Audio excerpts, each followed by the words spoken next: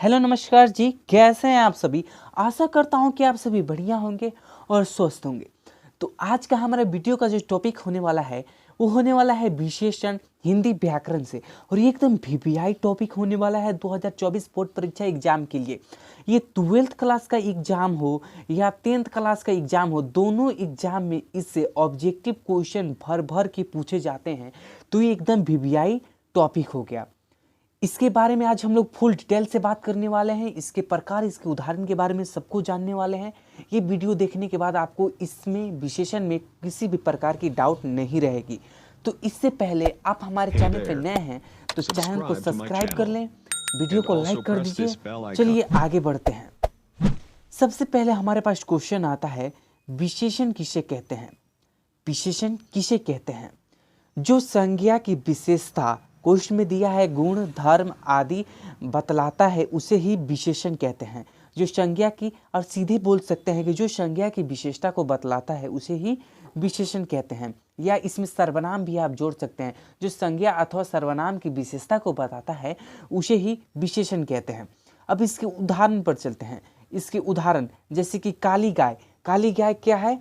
एक विशेषण हो गया। और यहाँ पर संज्ञा जो है, ये गाय जो है एक संज्ञा है, लेकिन काली जो है एक गुण हो गया। यानी कि वो गाय के बारे में बता रहा है कि गाय कैसी है, तो काली है। काली यहाँ पर क्या आ गया? तो काली एक विशेषण हो गया।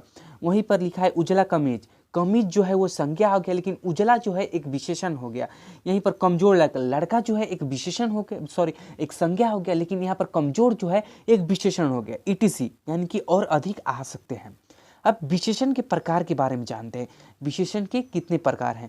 तो विशेषण के कितने प्रकार हैं? उत्तर में दिया है विशेषण के 4 प्रकार होते हैं। अब चारों प्रकार के बारे में जान लेते हैं। सबसे पहले आता है गुणवाचक विशेषण, उसके बाद परिमाणवाचक विशेषण, उसके बाद संख्यावाचक विशेषण, उसके बाद सर्वनामिक विशेषण।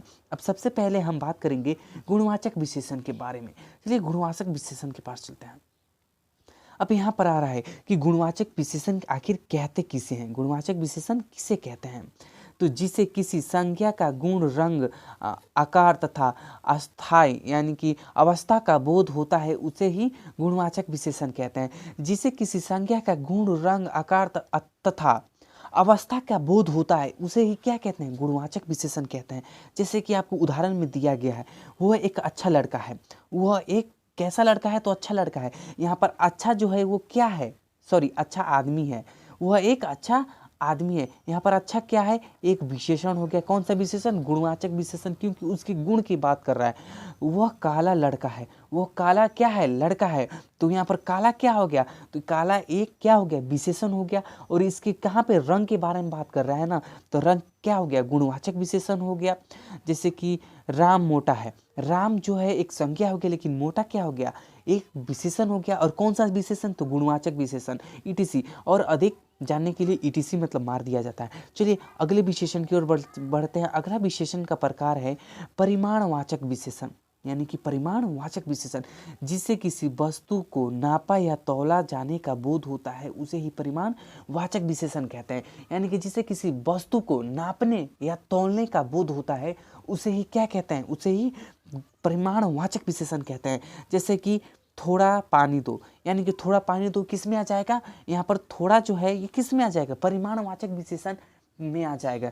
थोड़ा पानी दो या 2 केजी चीनी दो, यानी कि यहाँ पर तौलने का बोध हो रहा है। केजी मतलब तौला जाता है किलोग्राम में, तो यहाँ पर किसका बोध हो रहा है? परिमाणवाचक विशेषण का। जैसे कि 1 लीटर तेल दो, यानी कि यहाँ पर लीटर में नापा या तौला जा सके। यहाँ पर सीधे आ रहा है। तेल को किस में लीटर नापते हैं?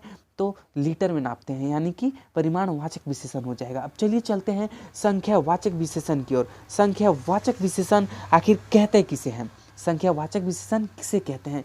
जिसे किसी व्यक्ति और वस्तु का संख्या का बोध हो उसे ही क्या कहते हैं? उसे ही संख्यावाचक विशेषण कहते हैं।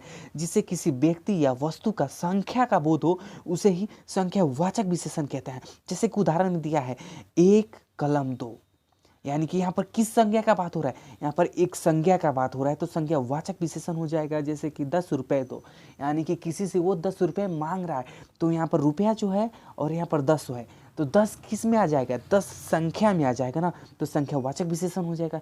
जैसे कि 4 व्यक्ति वहाँ गए थे, चार व्यक्ति वहाँ गए हैं, सॉरी, चार व्यक्ति कहाँ गए हैं, तो वहाँ गए हैं। तो यहाँ पर चार जो है एक संख्यावाचक विशेषण हो गया। तो ये कौन सा विशेषण हो जाएगा, संख्यावाचक विशेषण हो जाएगा। जिससे किसी व्यक्ति या वस्तु का संख्या का बोध हो उसे ही संख्यावाचक विशेषण कहते हैं। अब चलिए सर्वनामिक विशेषण की ओर बढ़ते हैं। सर्वनामिक विशेषण किसे कहते हैं, सर्वनामिक विशेषण किसे कहते हैं, जिसे किसी संज्ञा के पहले आने वाले सर्वनाम को किसी संज्ञा के पहले आने वाले सर्वनाम को ही सर्वनामिक क्या कहते हैं, विशेषण कहते हैं। संज्ञा के पहले आने वाले सर्वनाम को ही सर्वनामिक विशेषण कहते हैं। उदाहरण में जैसे वह नौकर नहीं आया, वह यहाँ पर क्या हो गया, वह एक सर्वनाम हो गया, यानी कि ये भी उदाहरण जो है सर्वनामिक विशेषण का है। जैसे कि यह गरीब है, यहाँ पर यह कौन सा विशेषण हो गया, तो सर्वनामिक विशेषण हो गया, यानी कि यह गरीब है भी, ये उदाहरण भी एक सर्वनामिक विशेषण हो गया। जैसे क्या राम किसान है, यहाँ पर क्या क्या है, एक सर्वनाम है, क्या क्या है, यहाँ पर जो क्या है वो क्या है, सॉरी, जो यहाँ पर क्या लिखा हुआ है ये क्या है, तो ये एक सर्वनाम है। तो यानी कि राम एक किसान है, तो ये भी सर्वनामिक विशेषण हो गया। आई होप कि ये वीडियो आपको समझ में आया होगा, और समझ में आया होगा तो चैनल को जरूर सब्सक्राइब करिएगा और वीडियो को लाइक जरूर कर दीजिएगा।